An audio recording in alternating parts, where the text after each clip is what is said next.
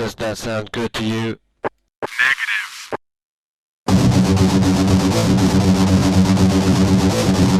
What about that? Roger that. Okay, let's go. Let's go. Okay, let's go.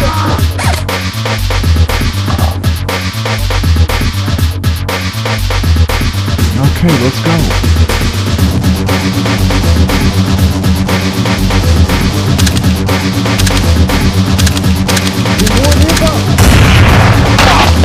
Sector clear.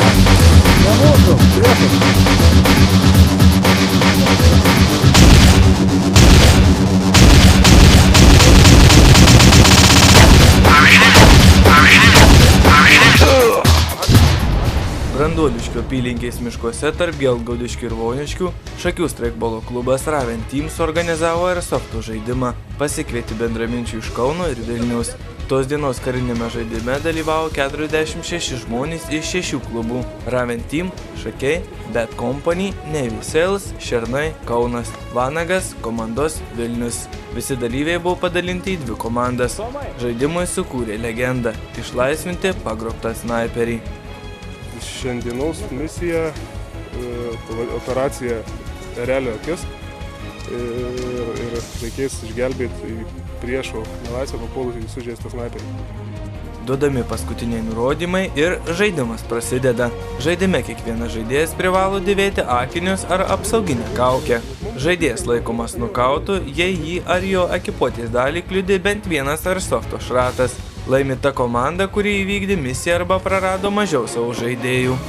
Pagrindinis dalykas, kuo mes kariaujam, tai yra tokie ginklai, įvairių modelių, tai yra dažniausiai realybėje egzistuojantis ginklai, dažniausiai praktiškai identiškos kopijos, svorių, gal artimos, gal truputėlį ir pameluojančios. Šaudome įvairaus svorio šovinukais, jeigu matytųsi, balti šovinukai. Varijuoja taip pat nuo 0,2 iki 0, pats didžiausias turbūt būtų 0,45 gramo.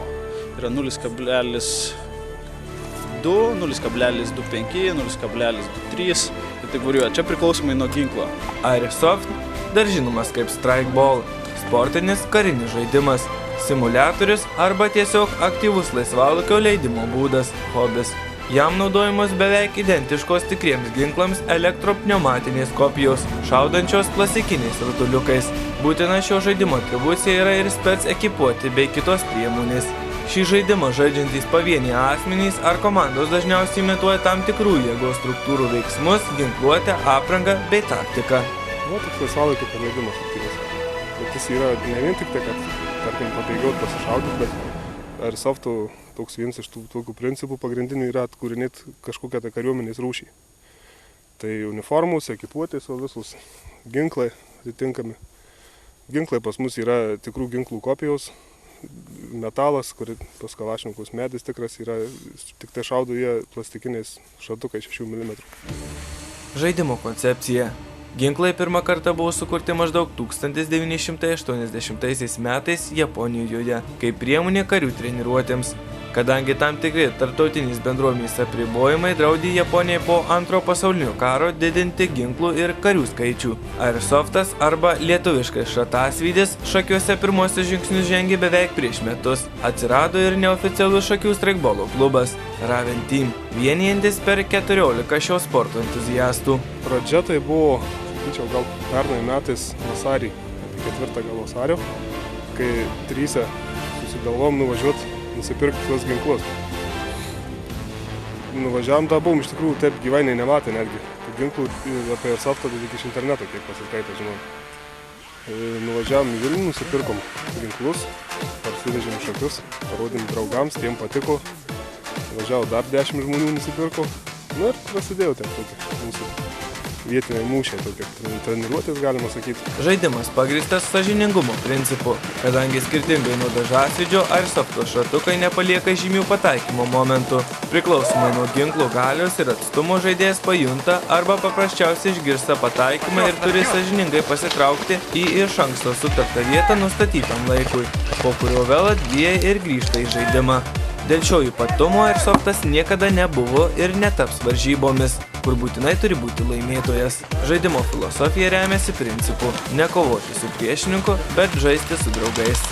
Šiaip labai draugiškai viskas vyksta, nebūna nikokių faktiškai incidentų, muštynių arba ten dar kažkokių nemalonių situacijų. Būna kartais ginčiajama pataikė, nepataikė.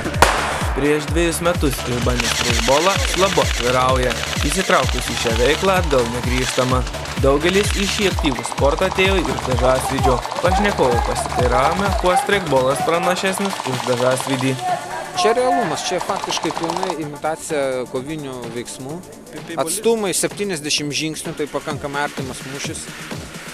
O paintballas tai tiesiog su dažais šratukai, čia parodė ant kažkokių karinių veiksmų.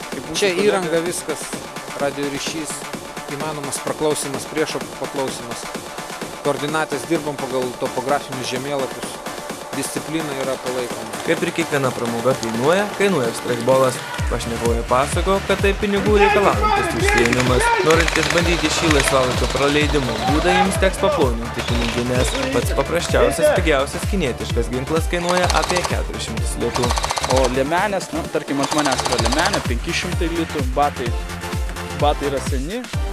Mes naudojame tokių naujesnių, pavyzdžiui, batus, taip tie batai taip irgi apie kokius 400 kainuoja. Antkeliai 160 turbūt. Šovinių kiekis 3000 gali nusipirkti už kiek? 30 litų įvairiai. Nuo svorio, nuo kalibro jų.